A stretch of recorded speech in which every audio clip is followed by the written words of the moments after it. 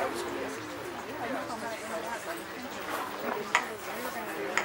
morning, everybody. Wow, we got a full house today.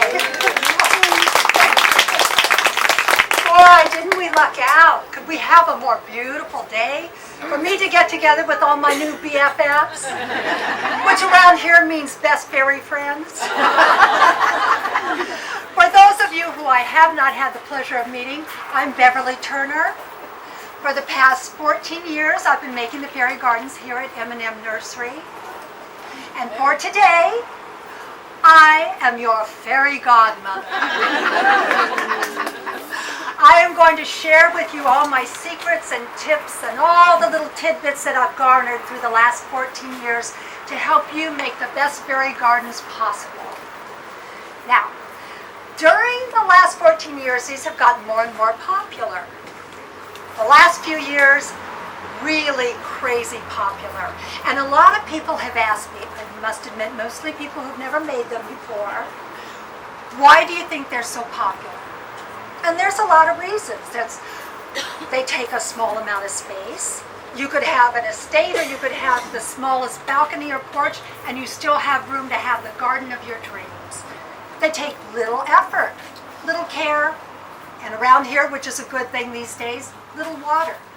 There are lots and lots of reasons why fairy gardens have become more and more popular. But to me, the most important reason that we like making fairy gardens is because they're fun. We have a good time with it. They make us become childlike again, and that is a good thing. Something happens when we grow up. We get so busy, we get so involved in house and the job and the family, and we forget how to play. And I don't mean by playing sitting, in front of the screen or with your phone and playing Words with Friends or Candy Crush. I mean really playing, where you let your imagination just go crazy and have a good time. When we grow up, not to sound like Peter Pan, but when we grow up, we forget how to use that imagination. And fairy gardens, they give you permission to play again. As adults, we become very realistic. Now show this to a grown-up, and they're going to say, well, it's a pan. It's a kitchen pan. Show this to a child, and all of a sudden, it's a drum, or it's a helmet for when you're out there fighting dragons. Maybe it's the steering wheel to your race car.